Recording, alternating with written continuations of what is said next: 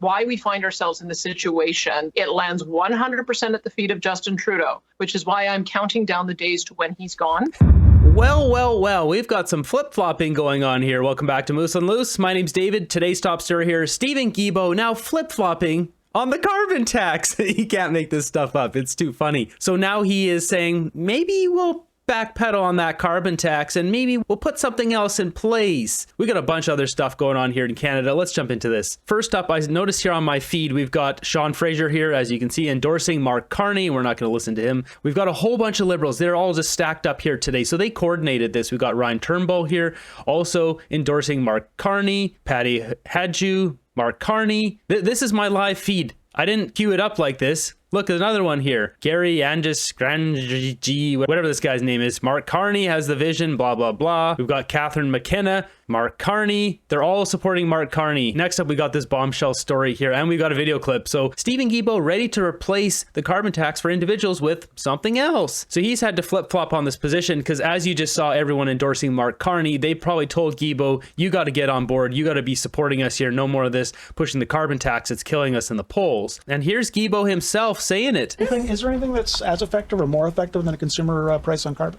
Well, yes, obviously the industrial price on pollution is more effective because it gives us 3 times more emission reduction. So, yeah, one obvious answer to this guy's unbelievable. If we don't move ahead with consumer carbon pricing, would be to tighten a system that we already have for large polluters in the country. That's certainly an avenue. There are other things we're working on, we're deploying. This guy's polluting the prosperity of Canada. A cap on pollution from the oil and gas sector will be a key component of our tool to ensure that every sector. The only key component here is getting your butt out of office and get back to jail where it belongs. Of the Canadian economy, whether it's the aluminum sector, steel sector, auto sector, or oil and gas sector, does its fair share when it comes the time to reducing pollution. How did the Liberals lose so badly on policy that's been around for 5 years? What went wrong?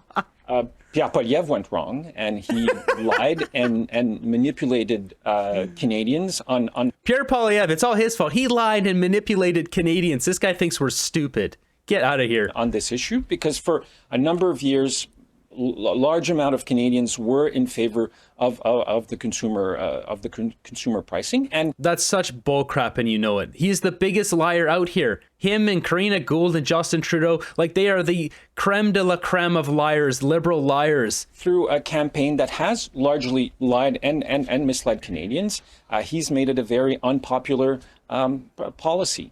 This guy has to be one of the most unpopular Liberals on the entire cabinet, the entire caucus. Incorrect. Canadians made it unpopular because they have no money for such idiocy. It was pure lies from the get-go. Honestly, I think liberalism is a mental disorder. There's no other explanation. Next up, we got this one here. It says the city of Kingston has declared a state of emergency as 1/3 of the residents cannot afford a healthy amount of food. Thanks, Trudeau. Thanks for nothing. This is a real story. We got this one here. Breaking news. Pierre Poilievre has released a statement on the USA trade tariffs. Canada's facing critical challenge on February 1st. The tariffs, likely tariffs, he hasn't said definitively. He says he's thinking of February 1st for these tariffs. Our American counterparts say they want to stop the illegal flow of bad things and criminal activity at the border. The Liberal government admits their weak border is a problem. That is why they announced the multi-billion-dollar plan, the plan that cannot be funded because Parliament shut down. So Poilievre's calling for Parliament to come back. Poilievre's calling for the end of the prorogation. Liberals have shut down Parliament in the middle of this crisis. Canada has never been so weak and things have never been so out of control. So Poilievre's calling for Parliament to go back into session, but Justin Trudeau and the Liberals,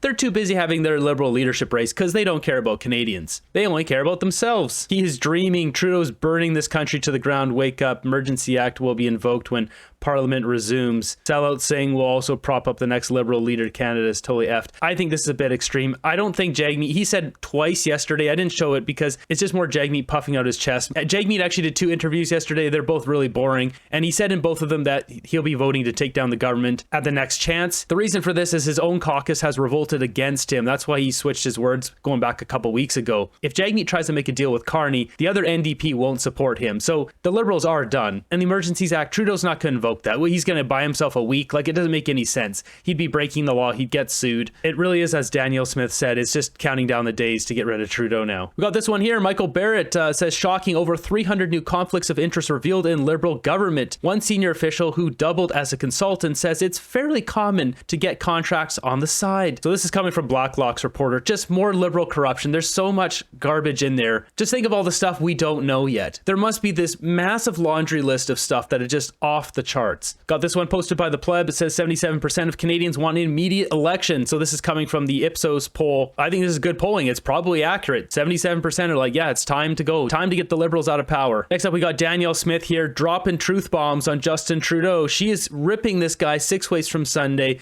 not holding back anymore. Let's be super clear about why we find ourselves in the situation that we're in today. It lands 100% at the feet of Justin Trudeau, who even just a few weeks ago gave a speech where he thought it was an affront to women that Kamala Harris didn't win. We're in a trade negotiation with a brand new administration, and we have a prime minister who keeps on poking his finger in the eye of the current administration and has damaged that relationship. So if there's a failure, it lands at his feet, which is why I'm counting down the days to when he's gone and we can have a reset. It's 47 days to go.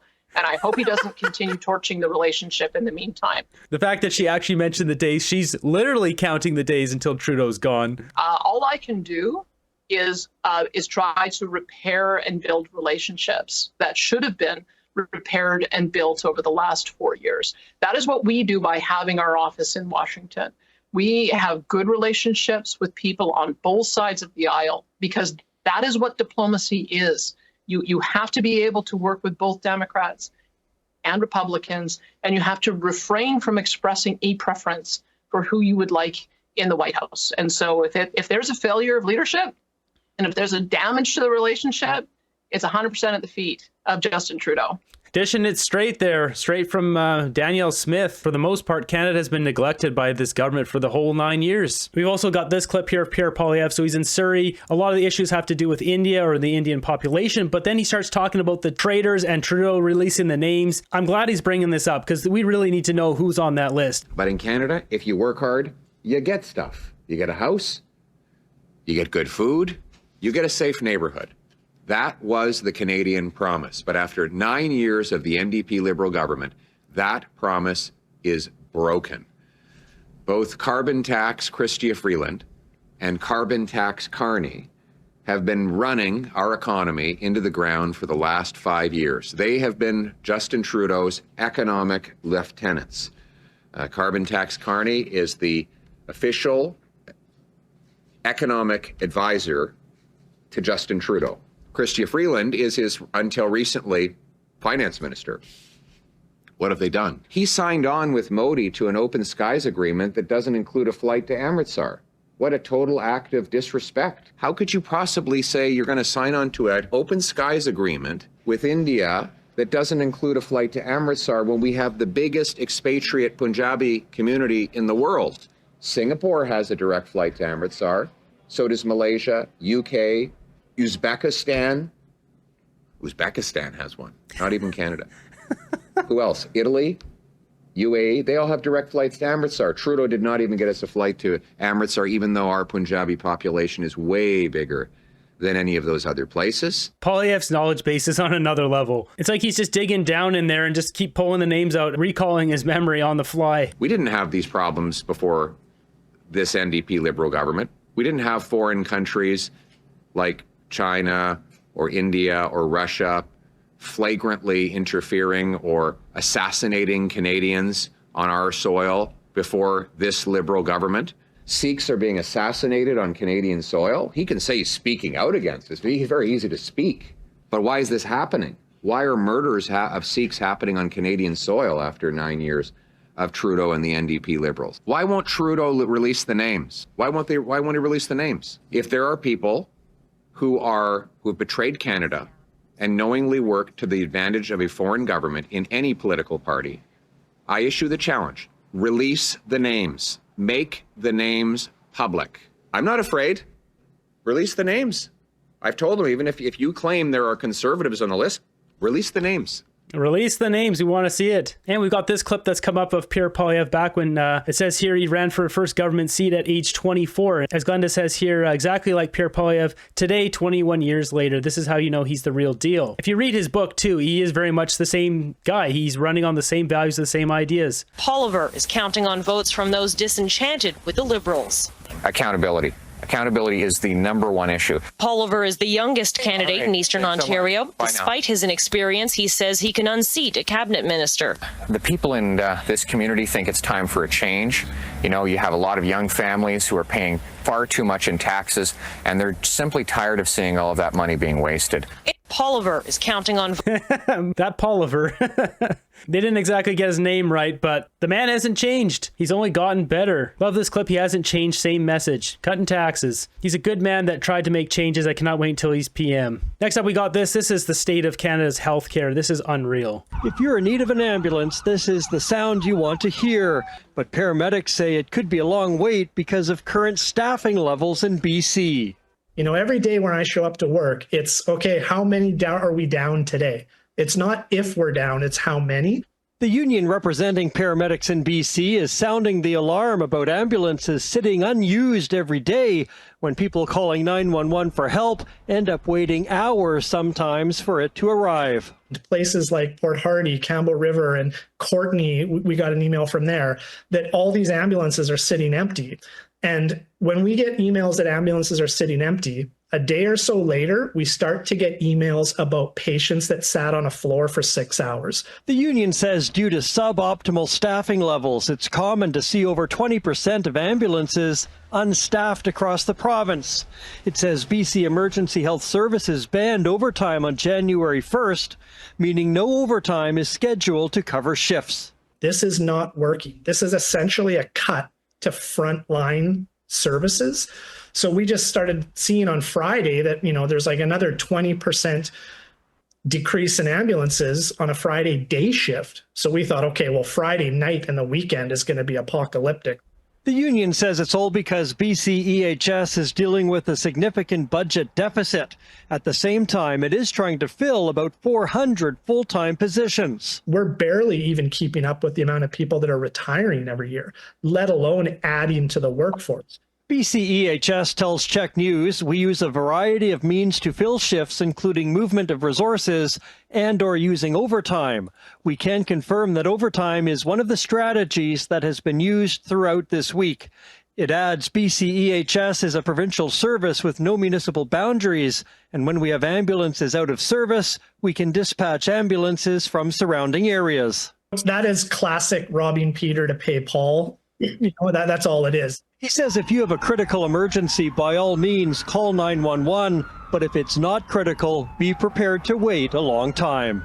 This is unbelievable. So much money is wasted in this province. David Eby's running massive deficits, record-breaking deficits, and we get nothing for it. With that said, we've got people posting all sorts of stuff on X here. We've got this one from Mortimer, and it says, wow, the BC Government Ministry of Indigenous Relations and Reconciliation has spent 4 times its allotted budget for fiscal 2024-2025 as of September. So you can see here, budget 63 million. They spent 223 million. Maybe that has something to do with the staffing problems. You can see the number down here as well. 0 controls in place within the BC NDP and David Eby. He wastes so much money, or overspends in this case. What is the point of having a budget if you're going to go 4 times that? This guy spends so much money on safe supply, it just is ruining the province. And the worst part is we just had an election. There's too many buffoons in this province who keep voting for this idiot. Ministers used to resign over $16 orange juice. Now they don't blink at misspending $200 million. Even if we go back a couple years, BC NDP bought a bunch of buildings up in Prince George, I believe, and they paid double the price. The guy selling them is connected to the housing minister. It's like his buddy, most likely. It's just a bunch of money laundering. One of them was like $10 million for the building, like a 4-plex. One was $3 million and $2 million. I can't remember exactly, but all of them were almost double the price. And that's just after 1 year. The guy's buddy bought them, and a year later, price doubled. Ravi Ravi Kahlon, the housing minister, clearly a guy he probably knows. A perfect example of David Eby's British Columbia is this. These are people riding on TransLink buses and SkyTrain. I can't tell which one this is. It looks like the bus. But here's a guy doing some smoky stuff. You can see it right there. Secondhand. Do you think this girl wants to breathe in secondhand street candy?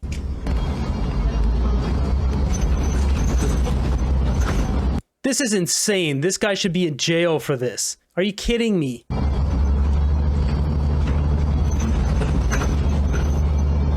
This is most definitely a bus. This province is so stupid with David Eby at the helm. In fact, you can do this with no consequence. You have kids in strollers and people in wheelchairs on these buses. Anyone can breathe that crap in and be impaired. Imagine being in recovery and someone does this beside you on a bus. David Eby doesn't care. That's what it comes down to. He doesn't care about British Columbians. Otherwise, he would change this. But he doesn't. He does not care about us. That's beyond disgusting. Needless street candy poverty, another NDP success story. They're used to it. David Eby did this. Well, there we have it. Justin Trudeau too busy sucking his thumb. He actually had some video clips today. I'm not going to play them. He just said planning to do dollar for dollar tariffs on America based on whatever America puts on us. He just ran his mouth again about all sorts of everything, not taking any sort of blame. We've had enough of Trudeau. Looking forward here, it'll be interesting to see if the nasty cat fight comes out of Mark Carney and Chrystia Freeland, or maybe we'll see Karina Gould going after Chrystia Freeland with this nasty cat fight, and Mark Carney will just be standing there as the savior of Canada, Mr. Banker, who doesn't get involved in conflict. There's going to be some dirty political tactics going on here because we're seeing all these people coming out for Carney today. Stay tuned.